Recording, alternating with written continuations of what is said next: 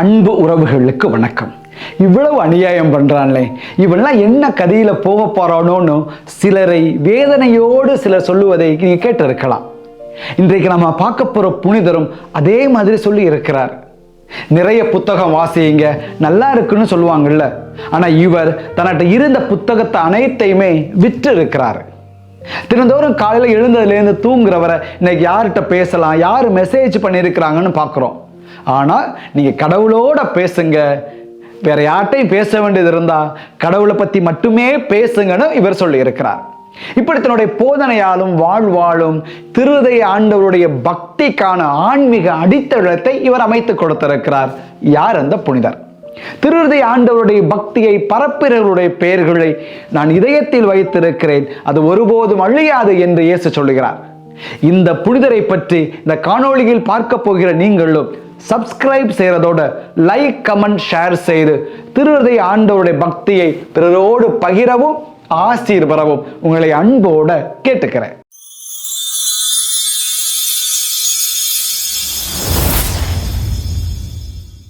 திருஹ்ருதய ஆண்டவருடைய பக்தி திருச்சபையிலையும் புனிதர்களுடைய வாழ்க்கையிலையும் எப்படி பின்னி பிணைந்து இருக்குங்கிறதான் இந்த ஜெபத் தொடரில் ஒவ்வொரு வெள்ளிக்கிழமையும் பார்த்துக்கிட்டு இருக்கிறோம். இன்றைக்கு 25வது வாரம் உங்களை அன்போட வரவேற்கிறேன். 1170வது வருஷம் ஸ்பெயின் நாட்டில் இந்த குழந்தை பிறந்தது. நல்ல பக்தியான பெற்றோர்.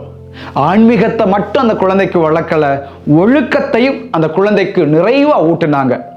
கடவுள் அந்த குழந்தைக்கு நிறைந்த ஞானத்தையும் கொடுத்தாரு. அந்த குழந்தையோட பெயர் டோமினிக். நாம தமிழ்ல சுவாமிநாதர் அப்படி நம்ம அழைக்கிறோம். இந்த டோமினிக் வளர்ந்த அந்த காலகட்டத்தை பார்த்தோம்னா ஐரோப்பா முழுவதுமே பெரிய பெரிய கோவில்கள், பெரிய பெரிய துறவு மடங்கள் இருந்துச்சு. நம்ம உடனே நினைக்கலாம், அப்ப கத்தோலிக்க விசுவாசம் ரொம்ப ஆழ வேறு ஒன்று இருந்ததா அப்படின்னும். எவ்வளவு தூரம் பெரிய கோவில்கள், துறவு மடங்கள் இருந்ததோ அந்த அளவிற்கு மக்கள் மத்தியில ஒரு வெறுமையும் கோபமும் கூட இருந்திருக்குது. ஏன்னா துறவிகள் அதிகமா அரசர்களோடு கைகோர்த்து கொண்டு ஒரு ஆடம்பர வாழ்க்கை அந்த காலத்தில் வாழ்ந்ததை நம்ம மறுக்க முடியாது. இந்த நேரத்துல தான் அங்கே புதிதா ஒரு சிந்தனை வருது, ஒரு போதனை வர தொடங்குது. என்னன்னா, நாங்க தான் உண்மையான ஏழ்மையை பின்பற்றக்கூடியவர்கள்னு ஒரு குரூப் கிளம்புது. அந்த குரூப் கொஞ்சம் கொஞ்சமா அப்படியே வளர தொடங்கும் பொழுது அவருடைய போதனை என்ன ஆகுதுன்னா, 2 கடவுள் இருக்கிறாங்க. ஒருவர் நல்ல கடவுள், அவர் ஆன்மாவை படைக்கிறாரு. இன்னொரு கடவுள் தீய கடவுள், அவர் இந்த உலகத்தை படைச்சாரு. அவர் தான் மனிதர்களை படைக்கிறாரு, அவர் தான் இந்த பொருட்களையும் படைக்கிறாரு. அதனால இந்த உலகம் தீயது, மனிதர்கள் தீயவர்கள், அதில் இருக்கிற பொருட்கள் தீயது, ஆன்மா மட்டும்தான் நல்லதுன்னு அவங்க போதிக்க தொடங்குறாங்க. இது ஆல்பிஜென்சிய கோட்பாடு அப்படின்னு அழைக்கப்படுது. நீங்க யோசித்து பாருங்க, கடவுள் உலகை படைத்த பிறகு அனைத்தையும் கண்டு நல்லதென கண்டார் அப்படின்னு நம்ம வாசிக்கிறோம். ஆனா இந்த கோட்பாட்டாளர்கள் உலகமே தீயது அப்படிங்கிறாங்க. இயேசு மனுவுரு எடுத்தார், நம்மோடு வாழ்ந்தார் அப்படின்னு வாசிக்கிறோம். ஆனா இந்த கோட்பாட்டாளர்கள் இயேசுங்கிறவர் மனிதராலாம் பிறக்கல, அவர் ஒரு தோற்றம், அவதாரம், அவ்வளவுதான முடிச்சிடறாங்க. அப்படின்னா இயேசு பிறந்தது, வாழ்ந்தது, கசையடிப்பட்டது, செத்தது, உயிர்த்தது, இது எல்லாமே கேள்விக்குள்ளாக்கப்படுகிறது. அடுத்த தொடர்ச்சியா இதன் வழியாக நாம் பெற்றுக்கொண்டிருக்கிற திருவருட்சாதனையும் கேள்விக்குள்ளாக்குகிறார்கள். எல்லா ஊர்லயுமே, எல்லா நாட்டிலையுமே புதுசா ஒரு மோகம் வந்துருச்சா பின்னாடி எல்லாரும் போயிடுவாங்க. ஊழலே இருக்கக்கூடாது அப்படின்னு சொல்ற ஒருத்தர் வந்துட்டாருன்னா, ஆமா நான் பின்னாடியே போயிடுவேன்னு சொல்லுவாங்க. ஆனா நமக்கு ஒரு காரியம் ஆகணும்னா நாமே வாலண்டியரா காசை கொடுத்து காரியம் சாதிச்சுட்டு போயிடுவாங்க. அப்படி அந்த காலகட்டத்திலையும் இந்த புதுசா ஒரு சிந்தனை வந்தோடனே நிறைய பேர் போக தொடங்கிட்டாங்க. கத்தோலிக்க விசுவாசத்திலிருந்து அவங்க போக போக கத்தோலிக்க திருச்சபைக்கும் இந்த ஆல்பிஜென்சி கோட்பாட்டாளருக்கும் இடையே பெரும் சண்டையே உருவாக தொடங்கியது. பின்னாளில் திருச்சபை இவர்களை கண்டித்தது. அது ஆல்பிஜென்சிய தப்பறை கோட்பாடு, தவறான கோட்பாடு என்றே திருச்சபை அறிவித்தது. ஆனா மக்கள் எல்லோரும் ஆயிரக்கணக்கில் இந்த கொள்கையை பின்பற்றி போகிற அந்த சூழ்நிலையில் கடவுள் டோமினிக்கை தேர்வு செய்தார். எதுக்கு? விலகி செல்கிற அந்த ஆன்மாக்களை மீட்டு கொண்டு வருவதற்காக. எப்படி எருசலேம் தேவாலயத்தை பார்த்து அந்த யூதர்கள் விலகிச் செல்கிறார்களே, கடவுளை புறம்பாக்குகிறார்கள் என சொல்லி இயேசு கண்ணீர் விட்டாரோ, அதே போல டொமினிக் என்ற சுவாமிநாதரும் இந்த மக்கள் தங்களுடைய ஆன்மாவை தொலைத்து விட்டு போவதை பார்த்து கண்ணீர் விடுகிறார். இந்த ஆன்மாக்களை மீட்டு கொண்டு வருவதற்காக ஒரு துறவற சபையை தொடங்குகிறார். அந்த துறவற சபையின் பெயர் ஆர்டர் ஆஃப் பிரீச்சர்ஸ். போதனை வழியாக மக்களுக்கு நற்செய்தியை அறிவிப்பது. யாரெல்லாம் தவறான போதனைகள் சொல்கிறார்களோ அதற்கு மாற்றான உண்மையை அறிவிப்பது. எனவேதான் இவர் ஜெபிக்கும் பொழுது கூட ஜெபிக்கிறார், என் கடவுளே, என் இரக்கமே, இந்த பாவிகளுக்கு என்ன நேருமோ என்று கவலையோடு ஜெபிக்கிறார். அவர்கள் அநியாயம் செய்கிறார்கள், அழிய வேண்டும் என்றெல்லாம் அல்ல, இந்த பாவிகளுக்கு என்ன நேருமோ என்று கவலையோடு ஜெபித்து அந்த பாவிகளின் ஆன்மாக்களை மீண்டும் கடவுள் பக்கம் கொண்டு வர விரும்புகிறார். இந்த இடத்துல மிக முக்கியமான ஒன்று நம்ம பார்க்கலாம். டொமினிக் வாழ்ந்த சில நூற்றாண்டுகளுக்கு பிறகுதான் இயேசு காட்சி கொடுத்து தன் இருதயத்தை திறந்து காட்டினார். அந்த காலகட்டம் என்னது? ஜான்சனியம் அப்படி ஒரு தப்பறை கொள்கை அந்த காலகட்டத்தில் இருந்தது. மக்கள் கோவிலுக்கே வராமல், கோவிலுக்கே வந்தாலும் நற்கருணையே பெறாமல் இருந்த ஒரு காலகட்டத்தில் அந்த தப்பறை கொள்கைக்கு பின்னால் நிறைய பேர் சென்ற பொழுது இயேசு காட்சி கொடுத்து இதயத்தை காட்டி அந்த ஆன்மாக்களை மீட்டு வருவதற்கு அவர் ஜெபிக்க சொன்னாரே, உடன் இருக்க அழைத்தாரே. இதே போன்றுதான் ஆனால் சில நூற்றாண்டுகளுக்கு முன்பு இயேசு டொமினிக்கை பயன்படுத்தினார். டொமினிக்கின் போதனை வழியாக ஆன்மாக்களை மீட்டுக் கொள்ள அவர் முயன்றார்.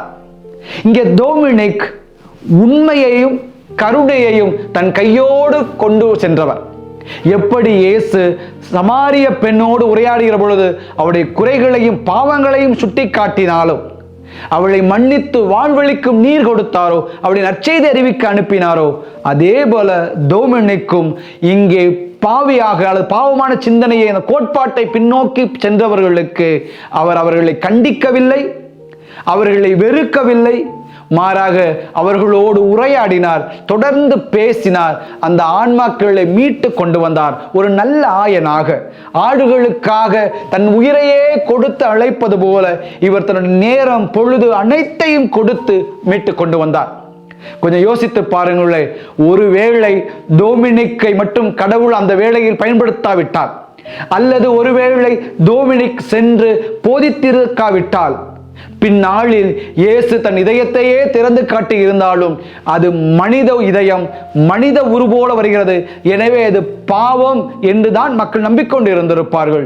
மாறாக இயேசுவின் துடிக்கிற இதயத்தை, அந்த உயிரை சில நூற்றாண்டுகளுக்கு பிறகு மார்கரெட் மேரி அழகாக பார்ப்பதற்கும், நாம் எல்லாம் ஜெபிப்பதற்கும் தியானிப்பதற்கும் முன்னோட்டமாக பல நூற்றாண்டுகளுக்கு முன்பதாகவே போதித்தவர் டொமினிக்.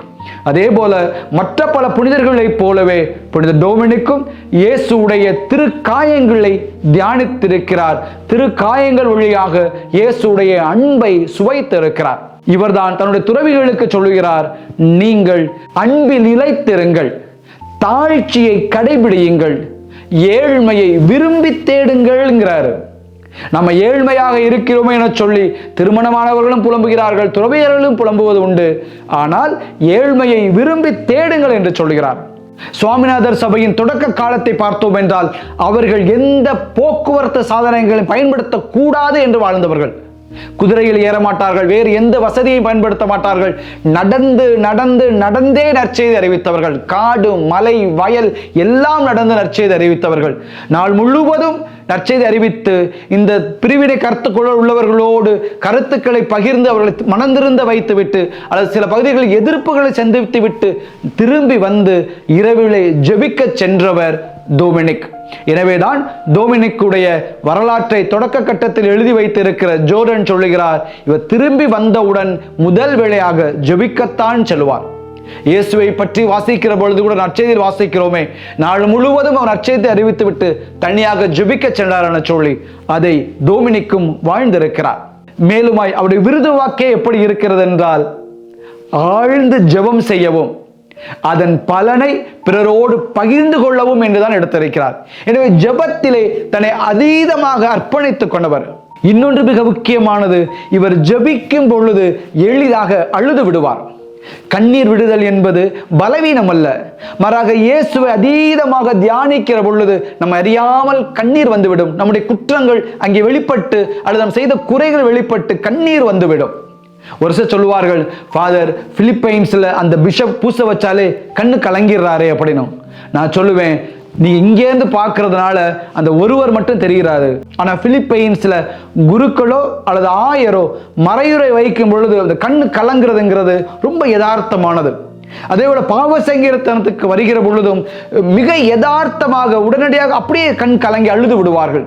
காரணம், அவர்கள் பாவ சங்கீர்த்தனம் செய்தாலும் சரி அல்லது நற்செய்தியை போதித்தாலும் சரி அந்த இறைவனின் அருளுக்குள் வார்த்தைக்குள் முழுமையாக சென்று விடுவதால் உடனே கண்ணீர் வந்து விடுகிறது. கண்ணீர் என்பதும் ஒரு வரம், ஒரு பரிசு, கடவுளோடு இணைந்து இருக்கிற பொழுது. ஆக டொமினிக் அதீதமாக ஜெபிக்கும் பொழுது கண்ணீர் விட்டவர். இந்த டொமினிக் தான் எந்த அளவிற்கு ஏழைகளோடு இருந்தார் என்றால், ஒரு முறை அங்கு பெரும் பஞ்சம் வருகிறது, மக்கள் பசியால் கிடக்கிறார்கள், வேதனைப்படுகிறார்கள். இவர் தன்னுடைய புத்தகங்களை எல்லாம் விற்றுவிட்டு அந்த காசை வைத்து ஏழைகளுக்கு உணவளித்தார். அப்பொழுது அவர் சொன்னதாக சொல்லப்படுகிறது, மக்கள் உயிரோடு சாகிற பொழுது செத்த விலங்கின் தோளில் இருந்து செய்யப்பட்ட இந்த புத்தகம் எதற்கு என்று கேட்டவர். ஆக தன் வாழ்நாள் முழுவதும் இயேசுவோடு பயணப்படவும் ஆழ்ந்து தியானிக்கவும் அவரோடு ஒன்றித்து இருக்கிற பொழுது தன்னையும் அறியாமல் தெய்வீக பிரசன்னத்தில் கண்ணீர் விடவும் தன்னுடைய போதனை வழியாக, வாழ்க்கை வழியாக கடவுளை பற்றி மட்டுமே பேசவும், கடவுளோடு பேசவும், அதன் வழியாக ஆன்மாக்களை மீட்டு கொண்டு வரவும் வாழ்ந்தவர் புனித டொமினிக். திருஹ்ருதய ஆண்டவருடைய மைய செய்தியை ஆன்மாவை மீட்டு கொண்டு வருவது, அதை பல நூற்றாண்டுகளுக்கு முன்பே வாழ்ந்தவர். இந்த டொமினிக்கின் வாழ்க்கையிலிருந்து நாமும் கற்றுக்கொள்வோம். கடவுளோடு பேசுவோம், கடவுளை பற்றி மட்டுமே பேசுவோம், நம்முடைய ஆன்மாவை காத்துக்கொள்வதோடு பிற ஆன்மாக்களையும் மீட்டெடுப்போம். திருஹ்ருதய ஆண்டவர் உங்களையும் உங்கள் குடும்பத்தையும் இந்த நாளும் இனி வரும் நாளும் நலமோடு மகிழ்ந்திருக்க செய்து ஆசீர்வதிப்பாராக. May God bless you.